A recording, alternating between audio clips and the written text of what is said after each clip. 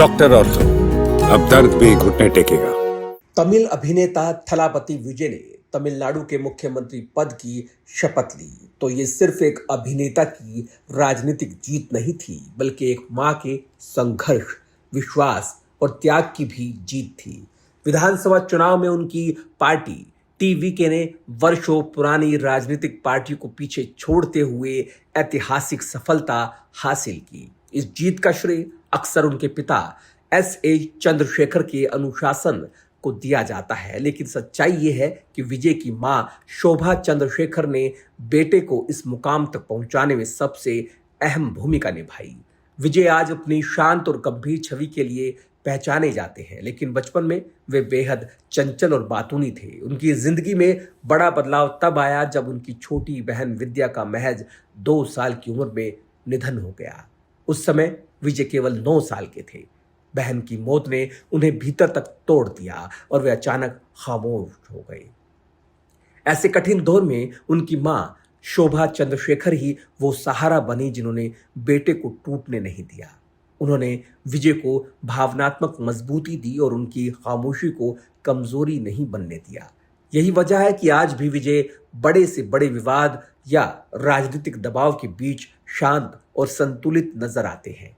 शोभा चंद्रशेखर केवल एक मां ही नहीं, बल्कि विजय के करियर की मजबूत आधारशिला भी रही हैं। वे पार्श्व गायिका, लेखिका और प्रोड्यूसर के तौर पर विजय की फिल्मों से जुड़ी रहीं। उन्होंने कई फिल्मों में बेटे के साथ गाने गाए और उनकी शुरुआती छवि को एक संस्कारी और पारिवारिक अभिनेता के रूप में स्थापित करने में मदद की। साल 2005 में फिल्म शिवाकाशी के गाने कोदम्बकम एरिया में उन्होंने एक लाइन गाई थी जिसका अर्थ था, अगर गरीब फैसला कर ले तो तुम कल मुख्यमंत्री बन जाओगे। उस समय शायद किसी ने सोचा नहीं था कि एक मां के मुंह से निकले ये शब्द 21 साल बाद सच साबित होंगे।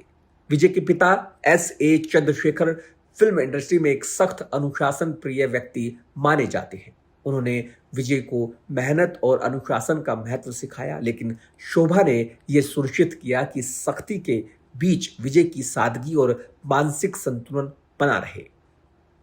उन्होंने हमेशा बेटे को परिवार से जोड़े रखा। उनकी सादगी उन्हें तमिलनाडु के लोगों के बीच घर का बेटा और बड़ा भाई बनाती है।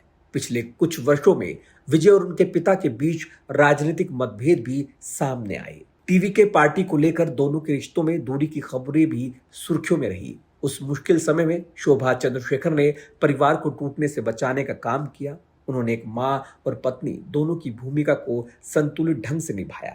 साल 2023 में फिल्म वारिसू के ऑडियो लॉन्च पर जब पूरा परिवार एक साथ मंच पर दिखाई दिया तो इसे शोभा की कोशिशों का परिणाम माना गया। उसी कार्यक्रम में विजय ने कहा था कि उनकी मां का प्यार ही उनकी सबसे बड़ी ताकत है। शोभा चंद्रशेखर साईं बाबा की बड़ी भक्त है। अपनी मां की आस्था का सम्मान करते हुए विजय ने चेन्नई के पय्यानूर में एक भव्य साईं बाबा मंदिर बनवाया। कहा जाता है कि मंदिर के निर्माण और डिजाइन में विजय ने खुद विशेष रुचि ली ताकि वो बिल्कुल वैसा बन सके जैसा उनकी मां चाहती है। जब 4 मई 2026 को टीवीके की ऐतिहासिक जीत के नतीजे सामने आए तब पूरा तमिलनाडु जश्न में डूबा हुआ था। मीडिया जब शोभा चंद्रशेखर के पास पहुंची तो उनकी आंखों में खुशी के आंसू थे। उन्होंने सिर्फ इतना कहा, मैं बहुत खुश हूं। वहीं विजय के पिता ने भावुक होकर कहा कि शोभा केवल विजय की मां नहीं, बल्कि उनकी पहली और सबसे बड़ी प्रशंसक भी है। ये जीत केवल एक नेता की नहीं, बल्कि उस मां की भी थी जिसने अपने बेटे को हर मुश्किल से लड़ना सिखाया और उसे जनता का सच्चा नायक बना दिया। डॉक्टर ऑर्थो, अब दर्द भी घुटने टेकेगा।